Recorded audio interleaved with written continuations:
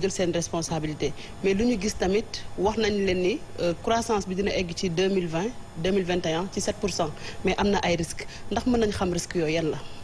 waaw xam nga man li may wax rek ci taux de croissance bi moom mooy que ne bi nga xamante ne bi defar nañ plan d'action prioritaire 2014-2018 lañ ca waxoon moom mooy taux de croissance bi day nekk 7,1% en moyenne ba 2014 ba 2018 loolu la ñu waxoon boo ko boolee en 4 ans taux de croissance bi daanaka dafa waroon dem ba àgg 30% maanaam liy yokk ci koomu Sénégal day nekk 30% du PIB bu ñu jógee 2014 ba 2018 mais gis nañ ne li yokk ci Sénégal boo xoolee taux de croissance bi moyenne bi 5% la du 7% loolu taxoon ñu yaakaaroon ne bu ñu ñëwee ba 2018 ñu constaté ne am na gap maanaam am na retard ci wàllu croissance Sénégal dina am yeneen ambition yu gën a mag que 7%.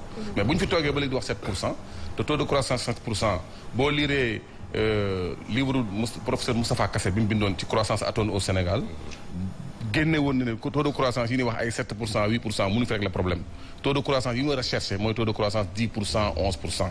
mooy dëkk yi nga xam ne moom lañ dajale ay ati at. pas nag dajale ko ñaari at rek ñëw tabax ay émergence daal di lepp daal di taxawal say infrastructure ne noonu émergent naa déedéet da nga koy dajale ci ay at yu bëri. parce que aussi il faut ñu wax ko Sénégalais yi dëkk yi nga xam ne dañoo émergent ay Singapour ay Inde Brésil ay Taïwan dëkk yooyu yëpp Indonésie dañoo nekkoon depuis les années 90 di toppandoo Japon moo nekkoon seen modèle. ñu koy toppandoo ci wàllu ci wàllu technologie ci wàllu avancement ci wàllu gadget ci wàllu production manufacturière ak yooyu. emprunté des taux de croissance 10% pendant 25-30 ans mu dajale leen capital bu am doole ñu commencé nag nga gis infrastructure yi foofu commencé jóg mu leer na lii seen alal bu ñu dajale la du alal bu ñu leb te tey jii boo xoolee Sénégal muy TER muy stade lu ñu foo gis muy tabax rek du suñu économie moo ko produire bor la boo xam ne moo tax tey jii bor njettuñu ba FMI du ñu artu. d'accord alors tey jii finalement est-ce que njëg yi tey jii lu ñu mënoon a baare la ngir mu bañ a yokk. waaw il faut nga xam ne aussi. nguur gi dafa xaw a xoox. pourquoi ñu xaw a xoox moom mooy bi ñu ñëwee 2012 ba 2017 dañu bloqué prix dañ ko bloqué ba pare jël ay ngan di infrastructure ngan di dépense parce que état bi dafa def ay concessions sur le plan fiscal gis nga ne impôt sur le revenu au départ wàññi woon nañ ko fi jël ay mesures yoo xam ne moom moo tax ba prix yi ñu maintenir leen yenn yi état bi def ay dépenses fiscales pour que prix yi mën a yem foofu yenn ñu négocier commerçant yi. gis nga bi ñu négocier commerçant yi ba commerçant yi nangu sax ne garaawul mën nañu wàññi tuuti tamit état bi def effort ñun ñu def effort barki démb gis nga boulangerie yi nekk Diourbel li ñu def dañoo dem mujj gi mënatuñ ko ñu xoox fépp la xoox bi amee donc nguur nag moom dina xoox parce que nguur li ko war moo bari du critique kese la ñuy def parce que il faut pas être aussi faut pas se voiler la face nguur dafa metti parce que dafa metti moo tax nguur gi dafa dem ba xoox bu njëg yi demee ba yokk léegi dama am ay infrastructure yu muy tabax TER boo xam ne dafa dese xaalis fayagu ko ak yeneen ak yeneen université yi njatt ko lépp nekk dépenses yooyu nekk ba pare nag léegi prix war a jóg mu ñëw day dépense ay dépenses day wàññi ay fiscalité yooyu pour prix bañ a yokk loolu nguur gi mënatu ko moo tax vérité des prix maanaam dëgg ci wàllum njëg moom moo nekk di am nii te loolu bu amee dina mbiri dina yokk te bu boobaa il faut que Sénégal yi nga xam ne ñoo voté loon nag Macky Sall ñu jël sa responsabilité. Abdou. voilà di la nuyu Khady ak Timet nuyu Mounirou Ndiaye mais également muy Sababou. Mounirou jëruñ duñ dénk wàllu koom bi mu fi defee daanaka benn petit déjeuner ak presse bi wax na ci yokkute njëkk yi waaye maanaam yow fi nga ko expliqué ak explication bokkul ñu bari jàpp ne daf ko xaw a minimiser bu ñu gisee dëwlin bu yeggee ci ay 18500 ñu gis tey 5 litres bi nga xam ne mi ngi ci woon junni yokk ay téeméer loolu économiquement nan la ko sénégalais bi mën a sentir. waaw xam nga sénégalais. ni mu ko mën a juwal en fait. waaw non xam nga pouvoir d'achat la ñuy wax. maanaam li ngay fayeeku ak lam mën a jënd. sénégalais boo xamante ni dafay fayeekum yokkul ñu yokkal ko njëg dina ko yëg. muy professeur Moïse Babou muy Mounirou Ndiaye muy yow muy man. su fekkente ne bi litre diwlin dama koy jënd 1000 francs di consommer par exemple 30 litres par mois ma xëy ñu ne ma 1200 la ay léewén dinaa yokk 6000 francs ci samay dépenses. ak feneen donc bu njëg yi yokku il faut que nit ñi dinañ ko yëg. mais na fekk yëg bi ñu koy yëg nguur gi wan leen ne mi ngi metti tey waaye dina mën a neex ëllëg mais Sénégal li fi am moom mooy que ne dafa mës a metti ci côté boobu ba pare neex mujj a am. waaw damay faral di wax naa inna ma'al usri yusran moom mooy après la peine y aura l'aisance ma ne nguur yi war nañ mën a développé wu dimbali yàlla ci loolu ba loolu di mën a am quoi bu fekkente ni métti na ci nit ñi tamit bu ñu demee ba ci yàgg rek ñu gis ne vraiment avantage mais ñun bu ñuy dund ba léegi ci biir Sénégal ci biir pays africain yi li ñu constaté moom mooy que ne à chaque fois population yi ñooy sonn politiciens yi ñëw di promettre promesse yi du am. alors dañu gis indice harmonisé des prix à la consommation ANSD moom moo ko def génnee 0,1% boo xam ne yokkute la ci produit yi ñuy consommé boo ko déggee bokk na ci li ñuy sol li ñuy dundee nan nga ñu ko mën a expliquer ak lan la mën a jóg. xam nga indice harmonisé la maanaam ci produit yëpp lay amee.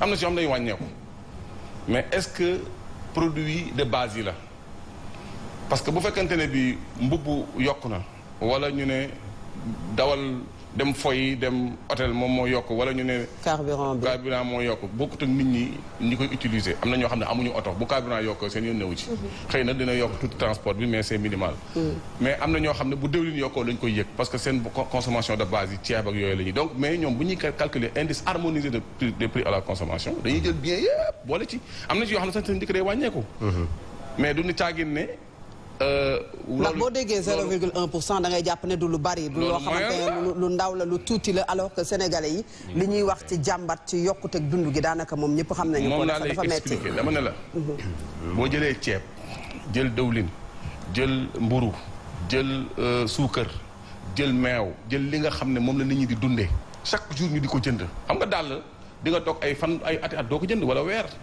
yooyu bu yokkoo aussi mais loolu lépp dañ koy boolewaal ci calcul bi moo tax prix bi mën na nag 0,1 fekk ceeb moom dem na 10%. d'accord électricité dem na 10% mais moyenne bi ñu calculé moom moo tax mu nekk 0,1. mais loolu amul signification par rapport donc ak réalité bi.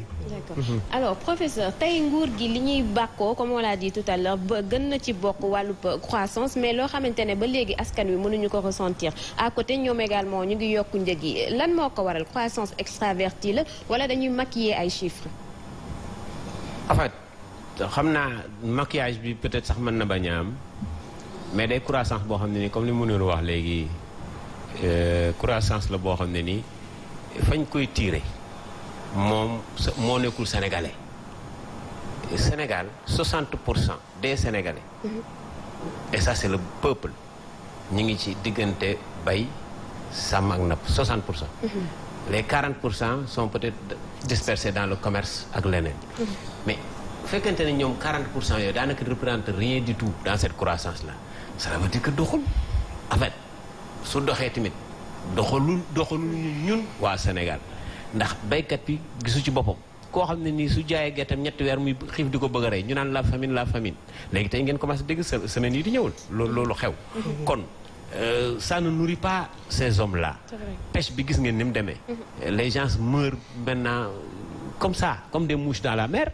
parce que amuñ lu ñu def leneen lu loolu mais rien n'a été modernisé donc banque bi compagnie d'assurance yi le grand commerce tey commerce bi nga xam ne Sénégalais yi ci yoon sax tane woon na mais tey sooy xool ba Auchan ñëwee ak beneen bu mel ni moom daanaka dañu foqar ci 70% commerce boobu.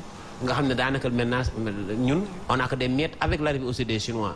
dafa déstructurer complètement les commerçants sénégalais parce que bu njëkk foo ma sa gis étage bi ñuy tabax su waajan jógewul Italie commerçant la. tey mënatoo dox ci mbedd bañ ne la commerçant mooy tabax lii. parce que en fait seen source de revenu nga xam ne daanaka suñu message jóge Chine ñun xamuñ ci woon dara tey lu Chinois di jaayee téeméer 3000 lañ ñu ko dara jaayee dañoo teeloon bëri xaalis. kon dafa mel ni croissance bi benn croissance la boo xam ne nii li ci état di am ak néew moom mooy impôt sur les sociétés. te xam nga impôt boobu sax ñoom dañ ko yokk 25% la fi Wade bàyyi ñoom ñu ko 30%.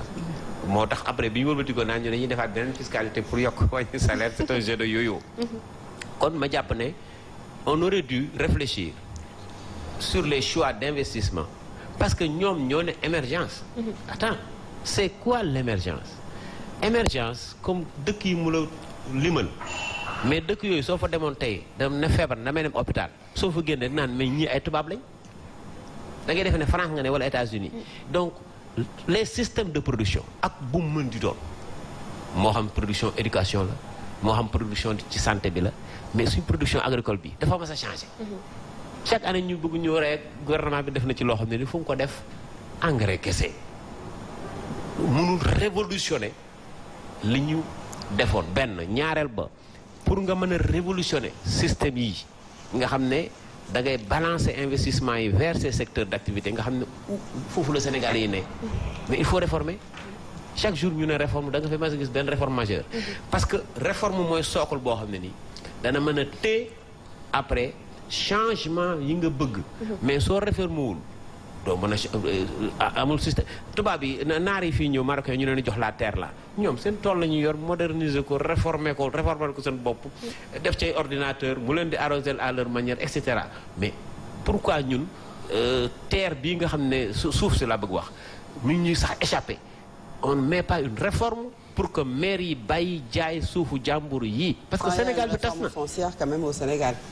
Pourtant loolu am na fi réforme foncière peut-être. mais ñi ko joxoon ñëpp a daw. c'est vrai. Je parle du professeur Soura que je salue au passage notre ancien doyen. Je parle de l'avocat Maître Doudou Ndoye. Personne n'a fini ce travail parce que c'est une question très sensible mais il faut oser, c'est-à-dire qu'il faut mettre des barrières sur ça. On n'est pas contre un étranger qui vient ñu jox ko bail s'il faut mettre 100 hectares 1000 hectares ñu jox ko 1000 hectares suuf si Sénégal la ko moom jëndul su boobaa lam fay def ça profite à ce pays là mais ñoom en général ñi ngay jox ñëpp culture d'exportation la ñuy def. Bref kon croissance c'est bien ndax croissance daf la war a porter ci développement. ndax xam nga soo Rostov li muy wax. les étapes du développement croissance daf ci bokk. mais émergence moom concept la boo xam ne nii dafa xaw a transversal c'est-à-dire que c'est pas forcément développement day équilibré. alors que croissance moom mën nga baax fii baax fee pays yi mu lay wax nii soo fa demee ndóol bëri na fa. am na ci ay secteurs yoo xam ne doxut mais am na secteurs yoo xam ne nii ca ngay xam ne ça c'est des pays émergents. c'est mode de production en quantité ba nga xam ne fi nii dañuy exporter. Et ces pays-là, c'est le Brésil, c'est l'Afrique du Sud, c'est l'Inde. dem bay yóbbu fusée ci asamaan bi. xooloo technologie boobu. de pointe. loolu mooy def émergence mais ñun. est-ce que du dëkk yooyu dañu amul pression fiscale bi nga xam ne Sénégal am na ko. mais pression fiscale nag pourtant moo war a joxe xaalis. ñun dañoo am pression fiscale bëri exonération. c'est-à-dire que l'essentiel ñi waroon fay ponkal yi. borom entreprise yu mag yi fay ñu ndaw ñu leen di manque en fait. ak maag yow. parce que tout Sénégalais paye un impôt indirectement. même boo ko fayu loo jënd ci boutique bi wala loo jënd. TVA la loolu moom sax sa. je considère que c'est normal. mais xam nga kii dimbale entreprise mooy nga ne ko d'accord dinaa baisser peut-être sa fiscalité pour que yow soo amee bénéfice nga mën a réinvestir mais ñun entreprise yi di liggéey Sénégal def émergence soo leen defaloon. impôt final 0. bénéfice bi France lay fanaan. est-ce que comprendre nga donc parce que c'est pas des entreprises xam nga ñi je parle sous le contrôle de mon jeune frère. xam nga ñi créer croissance dañ ko c'était endogène c'est-à-dire que réew yooyu ña fa nekk am entreprise am ay boulangerie yëpp ay ñu fa lañ dëkk. looloo taxoon ñu ne croissance. parce que fii Sénégal même ñi fi dëkk am fi entreprise aussi patriotisme da nga naan dañu ko manqué d'une part parce que bëri na pression fiscale boobu bu dee baax na bëri na ci ñoo xam ne bu ñu leen ko tegee dañu koy jàmbat lu bari. non baax na ci état mais baaxul ci entreprise. ndax pression fiscale bi day tax yow sa bénéfice wàññeeku te sa bénéfice su wàññeekoo yow doo mën a am dooley réinvestir. te ku ne xam na la xaalis di jar ci banque kon en fait c'est un couteau à double tranchant. état baax na ci état. baax na ci état dugal na ko fi mu ko war a dugal. donc c'est bon pour la société. mais bu may wax patriotisme mooy entreprise yi nga xam ne parfois sax dañu koy bañ a fay. loolu aussi tamit waaw moom c'est la sociologie sénégalaise. on a raconté benn anecdote une entreprise qui avait fait un bénéfice une PME là 700 millions m'appelle et me dit ñoom vraiment dañoo am problème pour fay impôt bi. qu'est-ce qu'il faut faire comptablement am na ay niche yoo xam ne nii mën nga fa investir après xam nga rek retombé amortissement yooyu mais ñu dugg ci tuuti rek après la fa des ñu di fay impôt pour dire que te ñooñu ay intellectuels lañ. pour wax la ne loolu sociologie sénégalaise la. léegi nag est-ce que ñun ñoo xool ñu ñuy diriger xool niñ mel ñu ne ñii duñ leen jox suñu xaalis lu tax ñun murid yi su sëñ bi wootee ñu gëm suñu foi. gëm Serigne Touba gëm ne xëy na dig nañu lu ñu ko jaral. ñu jox ko suñu xaalis bay jooy. c'est une question de foi. c'est ça c'est-à-dire que état dana am nu mu mel yow ci sa bopp nga gëm sa dirigeant réew. parce que da ngay xam ne kii faluwul tappalewul am na président boo xam ne bis bu ñu ko amee su taxawee ne sénégalais yi damaa bëgg ngir yàlla képp kuy liggéey na fi bàyyi léegi 2000 francs par mois fii ak ñaari at damaa bëgg lii ñëppay nangu